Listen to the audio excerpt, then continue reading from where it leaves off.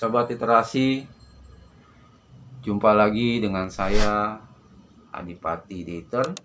Pada kali ini kita akan nggak membahas tepatnya, kita akan coba ngobrolin perihal puisi. Karena beberapa waktu lalu kawan saya bertanya kepada saya tentang apa itu puisi. Nah, melalui video ini saya akan mencoba untuk coba untuk memberikan pandangan saya, tepatnya sih bukan pandangan ya apa yang saya tahu aja lah, apa yang saya tahu tentang puisi, karena kebetulan saya juga adalah penikmat puisi, pecinta puisi juga. Jadi kalau kita mulai, memang untuk menjadi seorang penulis puisi yang pertama harus dilakukan adalah ya tahu dulu puisi itu apa. Kalau dia mau nulis tapi dia nggak tahu puisi itu apa dan bagaimana, ya dia bingung nulis apa. Semua tulisan pasti ada teori dasarnya untuk bagaimana bisa menjadi tulisan yang baik. Kalau puisi ya bagaimana menjadi puisi yang baik. Nah, saya rasa teman saya ini cukup baik ketika dia mau menulis puisi dan dia bertanya terlebih dahulu puisi itu apa. Nah, di video ini saya akan coba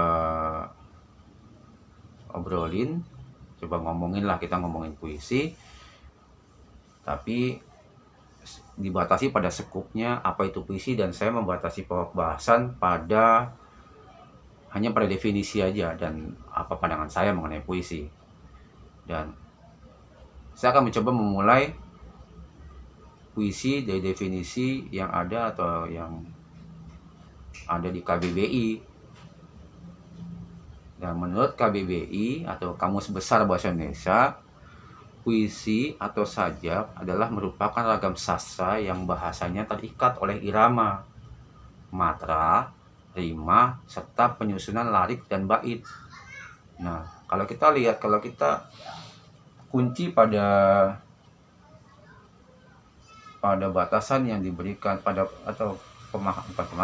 pada definisi yang tertulis di KBBI, ya yang perlu digarisbawahi adalah puisi itu terikat oleh irama, oleh matra, oleh rima, dan penyusunan larik dan bait.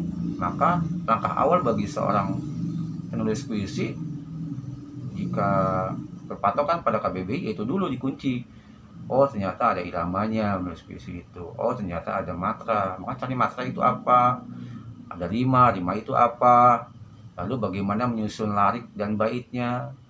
Saya rasa kalau dimulai dari situ saja pun sudah berada di relnya untuk menjadi seorang penulis puisi yang baik.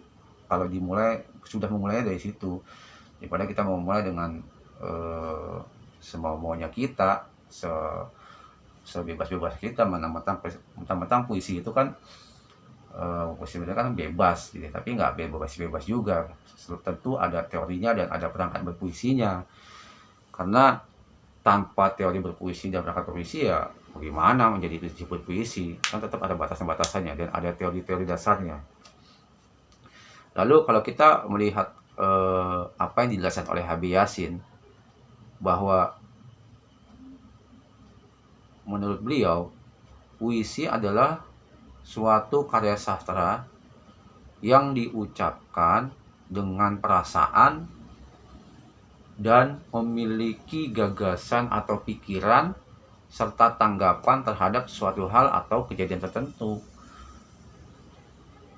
Itu dari beliau. Nah, kalau dari beliau kan juga ada batasannya nih, ada apa?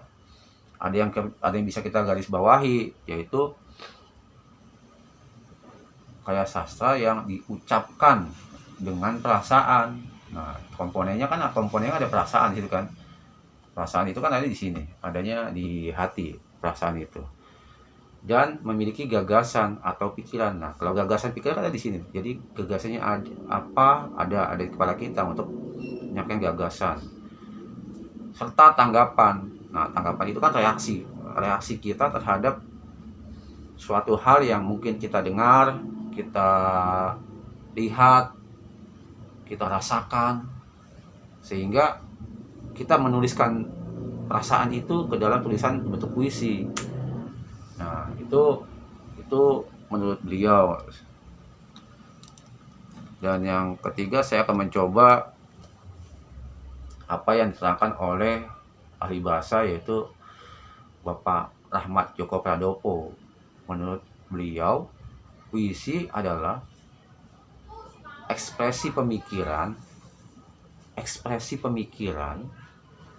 yang membangkitkan perasaan. Jadi bisa mikir dulu, ini mikir, menimbulkan perasaan apa, reaksinya, membangkitkan perasaan. Ia mampu juga membangkitkan imajinasi panca indera dalam suasana yang berirama. Nah, kalau digarisbawahi, yaitu ekspresi pemikiran yang membangkitkan perasaan dan mampu membangkitkan imajinasi yang ada di panca indera dalam suasana yang berirama. Nah, ini saja kan sudah poin penting ya. Maksudnya dari tiga definisi ini kita bukan bisa menyimpulkan sih, bisa mengambil poin-poin utama dari definisi itu atau dari apa yang diterangkan. Sehingga dalam menulis puisi kita udah ada rel yang jelas. Buat penulis pemula itu ya memang harus punya rel dulu. Rel yang benar adalah apa yang sudah disampaikan oleh senior-senior kita dulu, oleh para penyair lebih dahulu, dan oleh para ahli bahasa, sehingga langkah kita sudah di jalan yang benar. Perkara bagus atau enggak kan itu relatif, tapi benar dan salah kan masih bisa terukur secara akademisi, kan seperti itu. Nah, dari tangan tadi HBBI, HB Jasin, dan Rahmat Pradopo, itu paling tidak ada yang bisa kita catat. 1. Irama, 2. Matra, 3. Rima, 4. Penyusunan lirik dan bait, 5. Perasaan, 6. Gagasan dan pemikiran, 7. Tanggapan terhadap suatu hal atau kejadian, 8. Ekspresi pemikiran, 9. Imajinasi panca indera. Saya rasa itu saja sudah cukup ya untuk seorang penulis puisi baru atau pemula. Dimulai dari hal ini, dari definisi ini, sudah mulai bisa disebut berada di jalan yang benar. Nah, nanti selanjutnya bagaimana? Ya selanjutnya terus belajar untuk mengenal apa itu puisi, jenis-jenis puisi, dan perangkat puisinya seperti apa. Kan banyak tuh perangkat puisi. Wah, banyak sekali kalau kita bahas dalam satu video ini. Saya rasa kita sih nanti akan bertahap aja ya. Akan bertahap, kecil-kecil aja, dikit-dikit aja lah kita ngobrol, kita ngomongin puisi. Tentang apa dan bagaimana. Kalau kita ambil dari situ sih sudah cukup lah kalau untuk kita bisa memulai berpuisi. Dan memulai berpuisi itu ya kita mulai dari kita rasain aja sih, kita lihat, kita dengar, kita rasakan. Nah, itu nanti bisa menjadi bahan utama kita berpuisi. Saya kira demikian, mudah-mudahan bisa bermanfaat. Terima kasih sudah menonton video ini. Jangan lupa untuk tekan tombol subscribe dan nyalakan loncengnya untuk mendapatkan video-video saya selanjutnya. Terima kasih. Salam literasi.